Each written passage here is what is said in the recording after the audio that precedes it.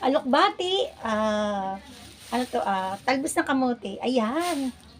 Welcome po kayo sa aking vlog. Ito po ang aking vlog ngayon. Mga gulay ang aking papakita. Bumili ako nito kanina. Mga 11 ng tanghali. Ayan. Kasi yung lahat ng niluluto ko talaga ngayon, puro may gulay. Ayan, kahit ayaw na anak ko. Minsan, meron siyang gusto na gulay. Minsan ayaw, pero wala siyang magagawa kasi hinahalo ko naman lahat na eh.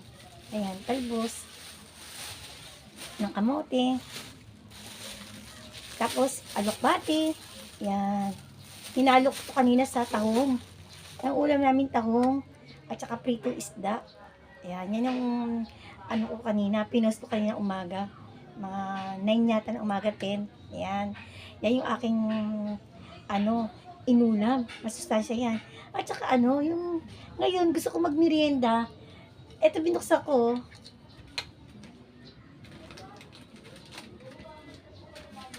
Ganito yan, no? Yan, ganyan yan. Yan. Tinanggal ko na. Nakangati naman yung bangs ko. Nilagay ko na dito. Sarap to yo. May chocolate. Yan yan. Yan, chocolate. Tapos ito, white. Asa ba yun, ano? Natapo ko na. White yun. White yung cover niya na ganito. Ayan. Ito ngayon yung aking, merienda. Gulo, magbubuosan lang ako ng sesto. O kaya pag nagustuhan ko royal yan. Minsan royal, minsan RC, minsan root beer. Depende sa gusto ng panlasa ko. Yung parang gusto ko yung, minsan naman makatikim ako yung puro tubig. Ayan, ganyan ginagawa ko. Madalas yan pag ako nanonood ng TV, sa gabi. Apanood ko kasi ng TV gabi lagi.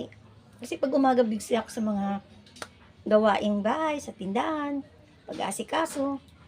Kaya kadalasan yung gabi ang gabi yung aking panood ng TV na merong ganito, at saka merong kung ano makikita ko sa rep. Yan. Masarap to eh. Lugi na ako. 15 pesos to eh. Nakadalawang bukas na ako. Kaya na, bagong pananghalian, dessert yan. Sabi ko, anak, gusto mo to? Ayaw niya. Ay, tinikman pala niya. Tumikim lang ng isang tikim. Gawin lang siya. Tapos, wala na. Kasi binibigay ko yung orange. Kasi, ng isang araw ko pa binili orange. Dalawa lang naman yun. Yung isa, nakain niya na, isa andito pa. Kasi sabi ko, kainin mo na yan. Kasi mabubulok na lang na naman yan. Pati yung alam niyo ba yung saging? Nabulok na lang. Yung kalahati, sobra-sobra na siya sa hinog. Yung kalahati, kinain ko kanina. Kasi sayang naman kung matatapon lang. Di ba, no? Ayan. Tutuwa naman ako. At yung bang kumakain na siya, yung lahat ng hinahanda ko, kinakain naman niya. Sabi ko, kainin mo yan kasi sayang yung pera.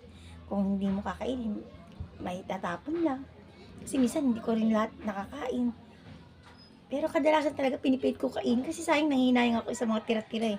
Minsan nasa rep. Ayan. Kanina may kaibigan ako, pumunta. Kanina mga alauna. Oo. Patulog na ako. Biglang pumunta siya. May tinignan lang kami dyan. Ayan. Kaya ngayon sabi uwi na daw siya kasi may pupuntahan pa sila. Ayan, kaibigan ko. Sabi ko, sige, as maliligo na rin ako kasi mag-vlog ako. Ayan. Kaya sabi niya, sige, bye-bye. Ayan. At yung isang araw daw niya, sabi niya, sama ko kaya si Preci. Doon siya sa Quezon City. Sabi niya, maganda yung makapag-vlog si Preci doon. Kaya lang, parang nalimutan niya na ba, o nagmamadali siya. Sabi ko, okay lang, next time, sama muna ako. Ang ganda na kasi parang may event doon sa Quezon City. Doon sa opisina nila. Ngayon sabi niya, sana sasama nila ako dahil may sasakyan naman. Sabi ko, okay lang yun. Next time na lang. Bibili, sabi ko, babaya na lang daw. Sumingis mamaya. Ayan. Sana po nagustuhan nyo aking munting vlog. Ang mga gulay na lagi kong hinahanda sa akin. Anak, talagang araw-araw may gulay. Kahit manok pa o baboy yung ulam namin, may halong gulay yan. Wala siyang magagawa. Kasi pag niluto ko na, wala siyang magawa. Kasi ang importante din sa bawi, nandun lahat yung gulay doon sa sabaw. Kaya sabi ko, kahit hindi niya kainin yung gulay, lahat naman ng katasang gulay nandun sa sabaw. Ayan. Be happy po and be kind. God bless everyone po. Bye!